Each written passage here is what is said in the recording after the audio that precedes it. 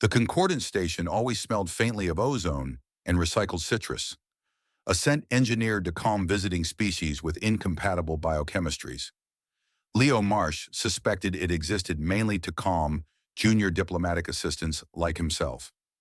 The station's central ring rotated slowly beyond the transparent walls, revealing a stitched panorama of distant stars, cargo traffic, and the occasional ceremonial cruiser gliding past with unnecessary elegance. Leo tried not to stare. Staring, he had learned, was often interpreted as a threat, a mating signal, or a declaration of war, depending on who noticed. He adjusted the collar of his formal suit for the third time in as many minutes. The fabric was rated multi-species acceptable, which meant it neither reflected light offensively nor shed fibers toxic to insectoid lungs. It was also slightly too tight, a reminder that he had been promoted faster than his wardrobe budget. As an assistant, his job was simple: follow his superior, carry the data slate, sit where indicated, and above all, not become memorable. The circular council chamber loomed ahead, its doors parting with a dignified hum. Inside, the space was vast and precisely symmetrical, designed to offend no one by favoring no single perspective.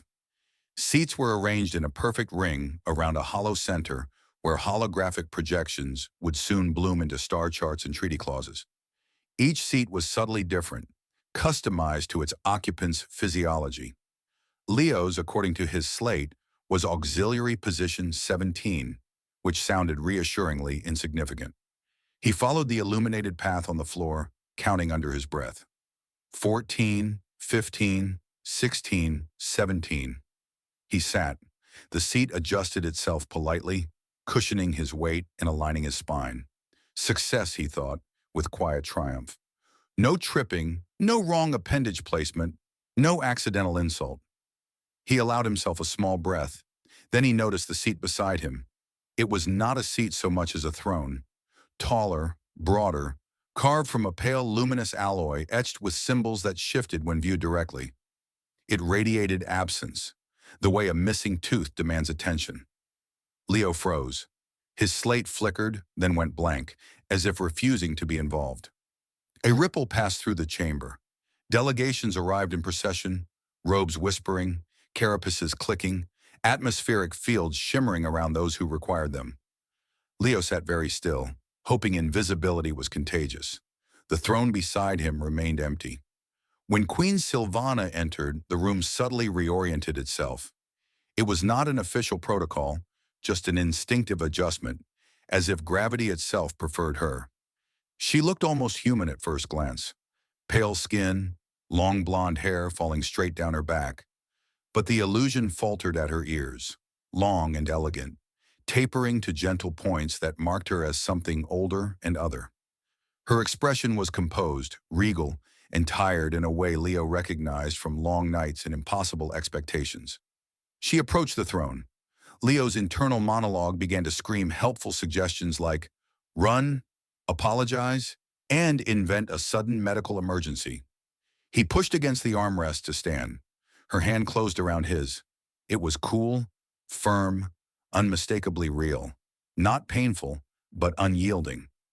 Leo looked up, eyes wide. She did not look at him. Her gaze remained forward, fixed on the watching council.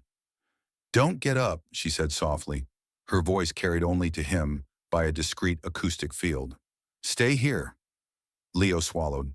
His mind raced through diplomatic manuals, none of which covered this scenario. He nodded because nodding seemed less dangerous than screaming. Around them, the council settled. The throne remained unoccupied, its meaning heavy in the air. Leo finally understood. The consort's seat, empty by design, sacred in its emptiness. The negotiations began. Voices layered over one another, translated into a neutral tone by implants Leo barely trusted. Threats wore smiles, promises hid knives. Leo sat beside the queen, acutely aware of his own breathing, of the way her grip tightened whenever a rival faction pressed too hard. His arm began to tingle. He considered this a small price to pay for galactic peace. At one point, his stomach betrayed him with a quiet growl. Silvana's fingers twitched. "If you faint," she murmured, History will remember you very unkindly." He managed a smile he hoped conveyed competence rather than terror. "I'll try to stay conscious," he whispered back. Outside, the stars drifted on, indifferent. Inside, Leo Marsh sat perfectly still, holding the hand of a queen, wondering how a simple seating error had already become the most important moment of his life. Time inside the council chamber did not pass so much as stretch. Minutes elongated into careful eternities, measured not by clocks but by the tightening and loosening of Queen Silvana's grip around Leo's hand. He became acutely aware of small things: the faint hum beneath the floor panels, the way the air temperature adjusted every time a new speaker rose, the precise angle at which his elbow would eventually cease to feel like part of his body. The first speaker was a tall delegate encased in a translucent pressure field, its voice translated into something pleasantly neutral, despite the original apparently involving 3 simultaneous vocal cords. Leo focused on nodding at appropriate intervals. He had no idea what was being said, but nodding felt diplomatically versatile. The queen did not nod. She listened, unmoving, her posture carved from stillness. Only her fingers betrayed her, tightening slightly when the speaker lingered too long on the phrase, strategic imbalance. Leo's internal panic attempted to resurface, but it found itself oddly constrained by the situation. It was difficult to spiral when one was physically anchored to a monarch. Instead, his thoughts wandered into absurd territory. He wondered whether the historical record would note his name correctly or reduce him to something like unknown human handholder. He wondered if his supervisor was somewhere in the chamber, watching this unfold and silently disowning him. A data hologram bloomed in the hollow center of the chamber, projecting star systems in soft, rotating light. Borders pulsed gently, shifting with each proposed amendment. The sight was mesmerizing. Leo leaned forward slightly, forgetting for a moment where he was. Queen Silvana's hand tightened sharply. "Still," she murmured. "Right. Sorry," he whispered, returning to his statue impression. The second speaker was more aggressive. Their species favored directness, which in practice meant stating threats as if they were casual observations. As they spoke, Leo felt the queen's grip grow colder, more rigid. He glanced at her face from the corner of his eye. Up close, her composure was extraordinary, but he could see the effort behind it, the way her jaw set just a fraction tighter than necessary. His arm had now progressed from tingling to a numb, floating sensation. He debated briefly whether it would be rude to lose circulation during peace talks. He decided it probably would. "You're doing well," Silvana said quietly without turning her head. The words startled him. "I am. You haven't screamed or attempted escape," she replied. "Both are common reactions." He bit back a laugh. It escaped anyway, a small, ill-timed sound. Several delegates glanced in their direction. Leo froze, eyes forward. Silvana's thumb pressed lightly against his hand, a warning and a reassurance all at once. The negotiations continued. A break was called, symbolic mostly, as no one moved. Nutrient fields adjusted, allowing species to absorb sustenance without leaving their seats. Leo felt a faint warmth pass through him, the station's best approximation of lunch. It tasted like disappointment and citrus. During a particularly long procedural dispute, Silvana leaned a fraction closer. "If you must panic," she said, "do it internally. The chamber amplifies emotional spikes." "I'll panic very quietly," Leo whispered back. "I've had practice." She almost smiled. Almost. Hours passed. Leo learned the rhythm of her reactions, the subtle cues that signaled when a comment struck too close to grief, when a rival was testing the silence of the empty throne beside them. He began to understand why his presence mattered. 2 seats occupied suggested continuity, strength, the illusion that loss had not hollowed the queen's authority. At one point, a delegate gestured pointedly at the empty throne. The chamber seemed to hold its breath. Leo felt Silvana's hand tremble, just once. Without thinking, he shifted his fingers, adjusting his grip, grounding rather than restraining. It was a small motion, probably invisible to everyone else. The queen exhaled slowly. She did not release his hand. As the cycle lights dimmed slightly, signaling the negotiations were nearing their end, Leo realized something unsettling. He was no longer counting the minutes. The tension remained, sharp and dangerous, but beneath it was something steadier. Purpose, perhaps, or connection, forged in shared stillness. When another speaker rose to challenge the queen directly, Leo felt her grip tighten again. He braced himself, shoulders squared, ready to sit through whatever came next. If history demanded a witness, he would remain exactly where he was.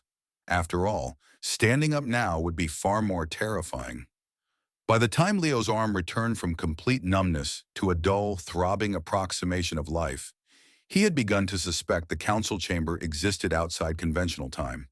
The lights overhead shifted through imperceptible cycles meant to soothe circadian rhythms across dozens of species, but all they really did was remind him that hours were passing and he was still holding the queen's hand like an accidental heir. The chamber's central projection dissolved and reformed, now displaying a lattice of trade corridors threading through disputed space.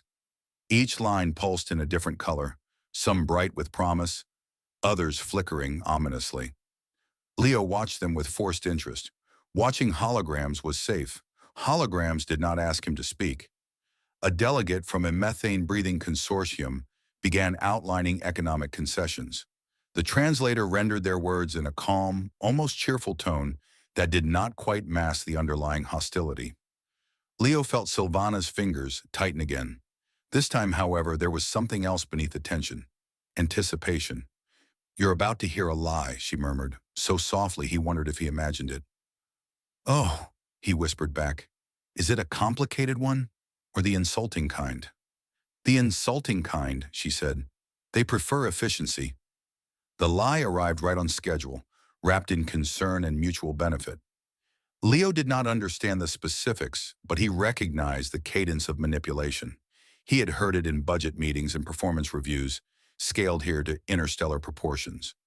He squeezed Silvana's hand once before he could stop himself, a reflexive human response to nonsense. Her thumb brushed his knuckles. Approval. She spoke then, her voice carrying effortlessly across the chamber. It was calm, measured, devastating. She dismantled the argument piece by piece, referencing historical precedents, economic models, and one obscure treaty clause Leo was fairly certain no one else remembered. The hologram adjusted in real time, trade lines shifting color as her words landed. The methane breather fell silent. Leo stared straight ahead, resisting the urge to grin. He had never before been this close to someone winning a war with grammar. As the discussion moved on, he became aware of something strange. The delegates were watching him, not openly, but with the sideways glances reserved for unexpected variables. He adjusted his posture, suddenly self-conscious. He wondered if he should look more dignified or less alive. "You can relax," Silvana said, sensing his discomfort. "They are trying to decide if you are important." "I'm not," he whispered earnestly. "I'm very, very replaceable." She considered this. "That may be true," she said, "but at the moment, you are useful." Leo wasn't sure whether to be offended or honored. He settled for quietly proud. Another break was called. The station's ambient system shifted again, simulating a gentle dawn for species that required visual cues. Leo felt his stomach protest. He had long since exhausted the nutrient field's offerings, and his body was beginning to file formal complaints. "If I pass out," he murmured, "please tell them it was a strategic feint." Silvana's shoulders shook once, almost imperceptibly. It took Leo a moment to realize she was laughing. The negotiations took a darker turn. A rival faction referenced the late consort directly, their words sharpened with calculated cruelty. The empty throne seemed to loom larger, its silence oppressive. Leo felt Silvana's grip tighten painfully this time, her control straining. Without thinking, he leaned a fraction closer, not enough to draw attention, just enough to be unmistakably present. He adjusted his grip again, grounding, steady. His heart hammered, but he stayed still. Silvana did not look at him. She did not need to.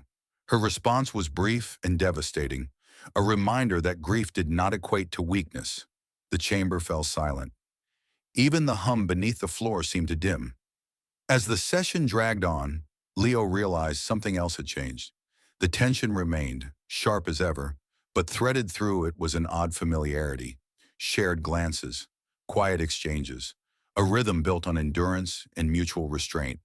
When the cycle lights finally shifted toward closure, Leo felt an unexpected pang of disappointment. He had grown accustomed to this strange, impossible role: anchor, witness, human-shaped symbol of continuity. The Queen's hand was still wrapped around his, and for reasons he could not yet articulate, he hoped it would remain there a little longer. The chamber grew quieter as the negotiations entered their most delicate phase, the point where words weighed more than fleets. Leo noticed the change not through sound, but through pressure. The air itself seemed to thicken, as if the station were holding its breath along with everyone else. His arm miraculously had settled into a tolerable state of existence, no longer numb, no longer screaming, merely resigned. A delegate with reflective skin rose slowly, their surface rippling with projected data. They spoke of balance, of mutual restraint, of the dangers of emotional leadership. Leo recognized the tactic immediately. This was not an argument meant to convince, it was one meant to provoke. He felt Silvana's fingers tense, not sharply this time, but with a weary familiarity, like someone bracing for a bruise they had learned to expect. "You may hear something unpleasant," she murmured. "I've worked in administration," Leo whispered back. "I'm immune." That earned him another almost smile. It was becoming a pattern, these nearly visible reactions, small cracks in the perfect surface of her composure that only he seemed close enough to notice. The thought was both thrilling and alarming. The reflective delegate continued, carefully circling the absence beside her. They never named the consort, never gestured openly at the empty throne, but every sentence bent toward it, implying fragility, suggesting that loss had made the Queen predictable. Leo felt anger spark, surprising him with its intensity. He had no personal stake in interstellar politics, but he suddenly found himself deeply offended on Silvana's behalf. She responded with silence. The chamber waited. Silence here was never empty. It stretched, deliberate, forcing the speaker to confront it. Leo realized she was doing something risky. Silence could be read as hesitation or as absolute confidence. The line between the two was thin and deadly. He shifted slightly, just enough for his shoulder to brush the side of the throne. The contact sent a faint vibration through the alloy, a resonant hum that echoed softly. Several delegates stiffened. Leo froze, heart racing, convinced he had just committed a ceremonial violation, punishable by exile or spontaneous disintegration. Silvana's grip tightened, then relaxed. "Well done," she said quietly. "Well done?" he whispered, incredulous. "You reminded them the throne still exists," she replied. "Empty does not mean irrelevant." The silence broke. Silvana spoke then, her voice calm, precise, and edged with something sharper than anger. She acknowledged loss without dwelling on it, reframed grief as continuity rather than rupture, and reminded the council that her authority did not derive from partnership but from mandate. As she spoke, the holographic projections adjusted, data aligning in her favor. Even the reflective delegate's surface dimmed slightly, their projections faltering. Leo listened, transfixed. He had thought power was loud, dramatic, unmistakable. Watching her, he understood that real power was often quiet, patient, and deeply exhausting. As the arguments waned, a procedural pause was announced. This time several delegates actually shifted, stretching limbs, adjusting fields. Leo resisted the urge to slump. He maintained his posture with what he hoped was dignified endurance. "You're remarkably still," Silvana observed. "I'm afraid if I move I won't stop," he admitted. "I'll just roll out of the chamber and into space." "That would complicate the minutes," she said. "Please refrain." He snorted softly before he could stop himself. The sound echoed more than expected. A nearby delegate turned, their eye stalks swiveling in mild alarm. Leo straightened, face carefully neutral. Silvana's thumb traced a small, reassuring circle against his hand. The final objections were raised and dismantled. The treaty text stabilized, its clauses locking into place with soft, harmonic tones. The station systems registered the shift, lights brightening subtly, the background hum smoothing into something almost musical. Leo felt the change ripple through the chamber, tension easing fraction by fraction. He also felt something else, quieter but no less significant, a sense of shared survival. They had endured this together, through hours of pressure and unspoken grief, through threats and almost smiles. As the council prepared to adjourn, Leo realized he was no longer simply reacting. He was present, engaged, part of the moment rather than a terrified accessory to it. The Queen's hand remained in his, steady and warm now, no longer cold. Whatever happened next, he knew one thing with absolute certainty. He was very glad he had not stood up. The council did not adjourn so much as hesitate on the edge of ending, as if reluctant to acknowledge that something fragile had actually held. Leo felt it in the way the chamber lights hovered between states, not yet shifting fully to closure, the station systems waiting for confirmation that no one would suddenly overturn the table and declare war out of spite. His hand was still in Silvana's, and he had reached the strange point where this no longer felt remarkable. It simply felt correct, like gravity continuing to function. A final delegate rose, one whose presence Leo had learned to dread. They belonged to a faction that specialized in patience, in saving their sharpest blades for the very last moment. Their voice, once translated, was almost kind. They congratulated the council on its progress, praised the Queen's composure, and then, with surgical precision, referenced her consort by name. The chamber reacted instantly, a subtle tightening of fields, a collective inhale. Leo felt Silvana's hand clamp around his with sudden force, pain flaring bright and sharp. Her breathing changed just barely, but enough that he noticed. The empty throne seemed to loom again, its silence heavy with memory. For the first time since this ordeal began, Leo's mind went utterly blank. There was no protocol, no internal monologue, no frantic search for the correct response.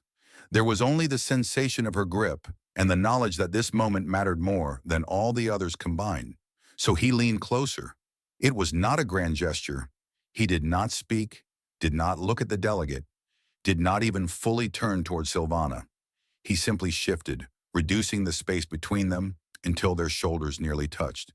His hand adjusted around hers, no longer passive, no longer just held, but holding back. The pain eased, replaced by a steadier pressure. The delegate paused just for a fraction of a second. It was enough. Silvana lifted her head. When she spoke, her voice carried something new. Not anger, not grief, certainty. She acknowledged the loss directly, named it without flinching, and then dismantled the implication that followed. She spoke of continuity, of governance designed to endure beyond individuals, of strength that did not vanish with love. The holographic text of the treaty responded, clauses locking, symbols stabilizing, the system recognizing finality. The delegate sat. The chamber released its breath. The lights shifted fully now, a soft tonal change signaling agreement reached. The treaty finalized itself with a resonant chord that Leo felt more than heard, vibrating faintly through the throne, through the floor, through his bones. He realized his heart was racing. He also realized he was smiling, a wide, ridiculous grin he quickly tried to suppress. Silvana did not let go of his hand. Instead, she leaned toward him, just enough that only he could hear her. "That was illogical," she said. "I'm very good at that," Leo whispered back. "It's my primary skill." A flicker of amusement crossed her face, unmistakable this time. The almost smiles had finally become real. As the council members began to rise, gathering data slates and retracting atmospheric fields, Leo felt a sudden wave of exhaustion crash over him. Adrenaline drained away, leaving behind the awareness that he had been sitting perfectly still for hours, while the fate of multiple civilizations balanced precariously nearby. His legs protested, his spine filed grievances. "Are you going to stand?" Silvana asked quietly. He glanced at the throne, then at her hand still wrapped around his.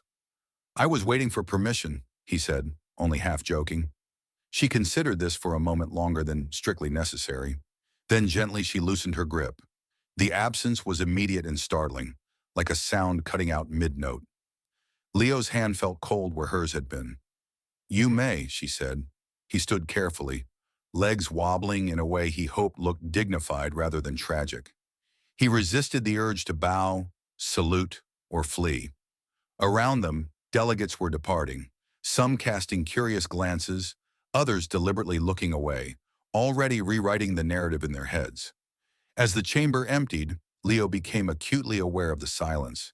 Not the heavy, threatening silence from before, but something calmer, reflective. The stars beyond the transparent walls drifted on, unchanged, as if unimpressed by the day's accomplishments. He looked at Silvana then, truly looked at her, no longer from the corner of his eye.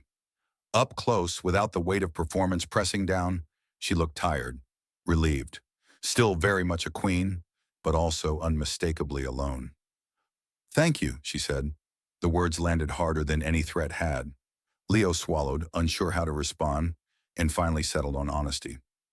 "Any time," he said, "preferably under less historic circumstances." She laughed softly, openly, the sound startling in the empty chamber.